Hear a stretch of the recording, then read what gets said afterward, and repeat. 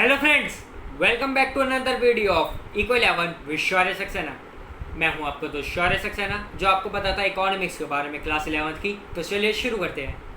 आज का जो हमारा टॉपिक है वो है आपकी book micro economics class 11th का लास्ट चैप्टर। हाँ भाई लोग, last chapter forms of market. इसके अंदर हम पढ़ेंगे कि मार्केट क्या होती है और कितने तरीके की मार्केट है। तो चलिए शुरू करते हैं। सबसे पहले हम समझते हैं कि मार्केट क्या होती है। मार्केट का मतलब एक ऐसी जगह जहाँ पर अलग अलग खरीदार और बेचने वाले लोग आपस में आकर इंटरेक्ट करते हैं।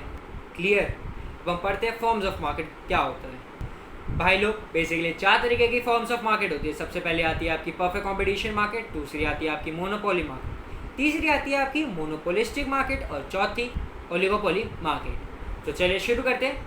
मैं आपको एक स्क्रीन दिखा रहा हूँ जिसके अंदर मैंने इसका पूरा एक चार्ट बना रखा है। तो परफेक्ट कंपटीशन क्या होता है? परफेक्ट कंपटीशन का मतलब एक ऐसी जगह जहाँ पर जितने भी गुड्स है वो होमोजीनियस हो।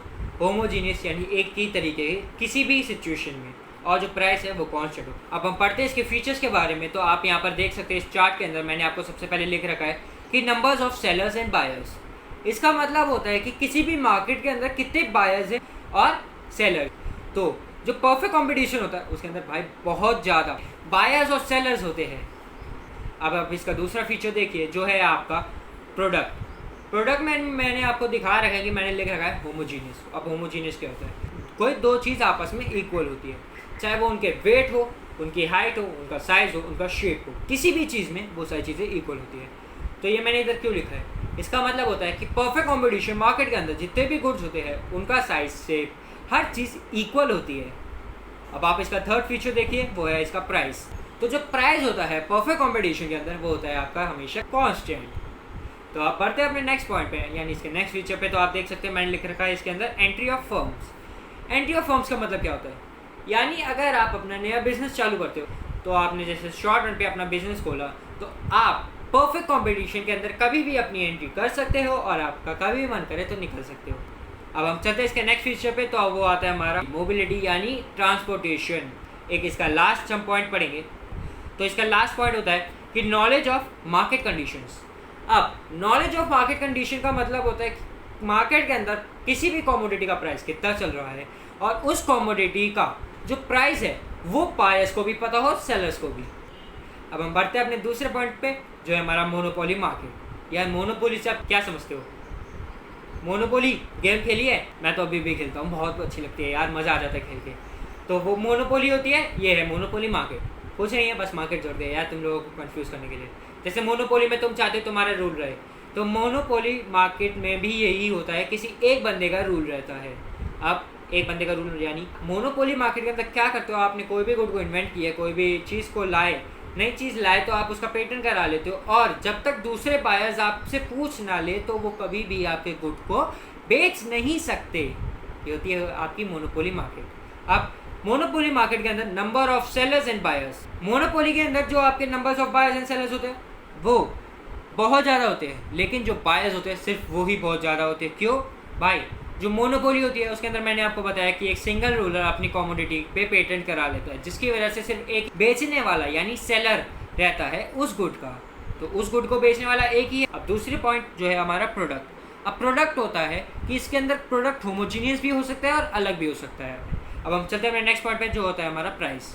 यार प्राइस कभी भी यूनिफॉर्म नहीं हो सकता मोनोपोली के अंदर, क्योंकि आप इसको ऐसे समझो कि अगर आपने कोई गुड बनाया है तो आपकी मर्जी है कि आप इस बायर से आप कितना मनी चार्ज करना चाहते हो। अगर आप चाहते हो तो आप 10 रुपीज़ कर सकते हो, अगर आप चाहते हो तो आप 1000 कर सकते हो। It's on you. तो जो प्राइस होता है वो कभी भी कांस्टेंट नहीं रहता। अब आपके हम इसके नेक्स्ट पॉइंट की बात करते हैं, तो वो होता है आपका नॉलेज ऑफ मार्केट कंडीशंस। अब इसके अंदर भी इम्परफेक्ट मार्केट कंडीशंस होती है। इम्परफेक्ट मार्केट कंडीशंस यानी अगर कोई मोनोपोली के अंदर किसी ने कोई गुड को पेटेंट करा लिया तो बाकी लोगों को तो पता नहीं है, यानी बाकी लोगों को उसके बारे में इन्फॉर्मेशन नहीं है। इन्फॉर्मेशन ना होने का मतलब ये हो जाता है कि वो इन अवेयर है मार्केट की नॉलेज के बारे में। अब हम इसका लास्ट पॉइंट पढ़ते हैं जो होता है हमारा मोबिलिटी। इम्परफेक्ट ट्रांसपोर्टेशन होता है आपका मोनोपोली में। ऐसा क्यों? इम्परफेक्ट ट्रांसपोर्टेशन का मतलब होता है कि आप किसी भी गुड को पूरी तरीके से ट्रांसपोर्ट नहीं कर पाते। क्यों नहीं कर पाते भाई? अगर तुमने किसी एक चीज़ को खुद ही बना रखा है और उस पर पेटेंट भी करा रखा है, अगर तुम किसी को अलाउ नहीं कर रहे तो वो दूसरा कैसे उसको ट्रांसपोर्ट कर पाएगा अलग अलग सेक्टर्स में, अलग अलग जगह पे? नहीं हो पाएगा यार, नहीं हो पाएगा, रहने दो। तो अब पढ़ते हैं अपने नेक्स्ट पॉइंट पे जो आता है हमारा मोनोपोलिस्टिक कंपटीशन। तो मोनोपोलिस्टिक का मतलब होता है एक ऐसी जगह जहाँ पर मोनोपोली भी हो और परफेक्ट कंपटीशन भी हो। यार परफेक्ट कंपटीशन के बारे में तुम्हें मैं एक बहुत महत्वपूर्ण बहुत इंपॉर्टेंट चीज़ बताना भूल गया हूँ। जो परफेक्ट कंपटीशन है वो कभी भी रियल लाइफ में एग्जिस्ट नहीं करती। तो अब हम पढ़ते हैं कि मोनोपोलिस्टिक कंपटीशन क्या होता है। तो मोनोपोलिस्टिक एक ऐसी जगह जहाँ पर लार्ज नंबर्स ऑफ बायर्स और सेलर्स तो हो, लेकिन उन सेलर्स ने पेटेंट करा रखा हो और पेटेंट कराने के बाद भी वो गुड्स बिक कैसे सके भाई, उनका सब्स्टिट्यूट आ जाए। अब हम इसके बारे में पढ़ते हैं तो आप लोगों को समझ में आ जाएगा। सबसे पहले number of sellers and buyers. Monopolistic के अंदर large numbers of buyers and sellers होते हैं क्योंकि इसके अंदर परफेक्ट कंपटीशन भी इंक्लूड होता है। जानता हूँ कि परफेक्ट कंपटीशन रियल लाइफ में एग्जिस्ट नहीं करता, तो ये क्यों करता है, लेकिन भाई इसके अंदर मोनोपोली इंक्लूड होती है तो भाई क्यों नहीं करेगा।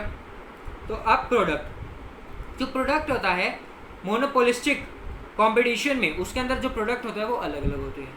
मैंने आपको अभी बताया अगर किसी ने पेटेंट कराया रखा होता है मोनोपोलिस्टिक कंपटीशन के अंदर, तो उसके सब्स्टिट्यूट्स आ जाते हैं। आप मुझे कमेंट में लिख के बताना जब मैं आपको चौथा भी बता दूँ ओलिगोपोली की, आपके हिसाब से इंडिया के अंदर किस तरीके की मार्केट है।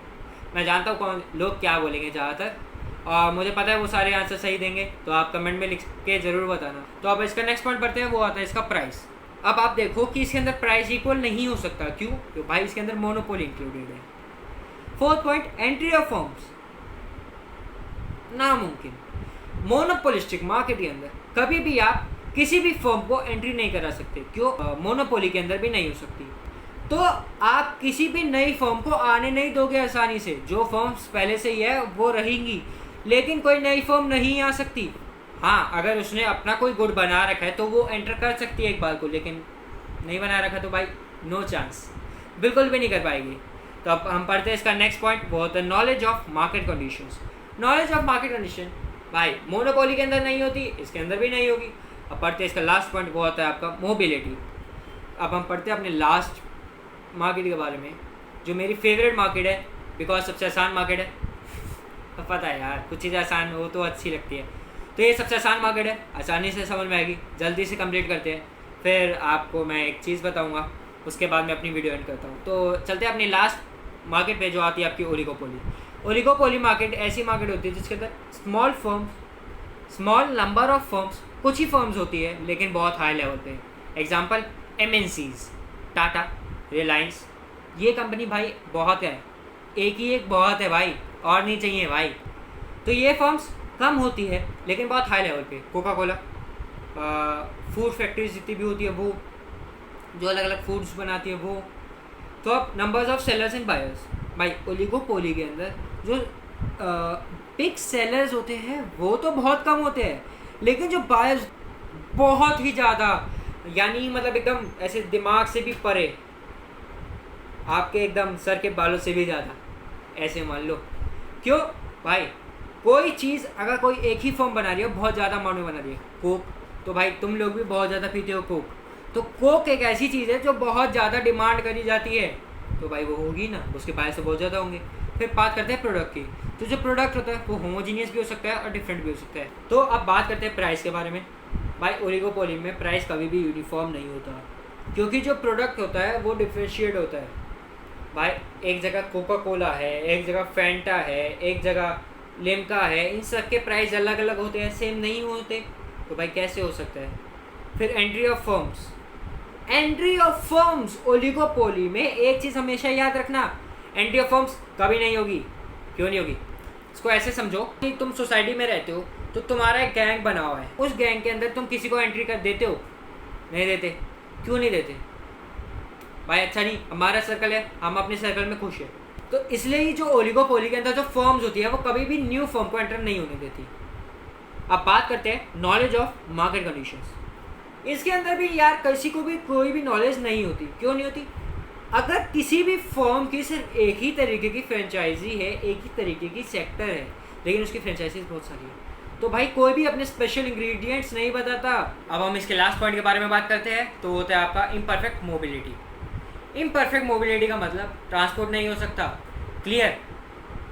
तो भाई लास्ट चैप्टर तुम्हारी बुक माइक्रो इकोनॉमिक्स क्लास 11 का फॉर्म्स ऑफ मार्केट, यार मुझे बहुत अजीब लग रहा है कि ये हमारी बुक बहुत जल्दी ख़त्म हो गई, लेकिन भाई टेंशन मत लेना, मैं वापस आऊँगा एंड एग्ज़ाम्स के टाइम से पहले तुम्हारे लिए कुछ टिप्स लेके कि तुम इस पेपर को कैसे सॉल्व कर सकते हो इकोनॉमिक्स का आसान से आसान तरीके से। तो चलता हूँ, आप लोग अपना ध्यान रखिएगा और हमेशा स्वस्थ रहिए और अपना ख्याल रखिए। वीडियो को लाइक शेयर कमेंट करना मत भूलना और सब्सक्राइब का बटन तो दबाई देना यार। चलता हूँ, अपना ख्याल रखिए, स्टे होम स्टे सेफ।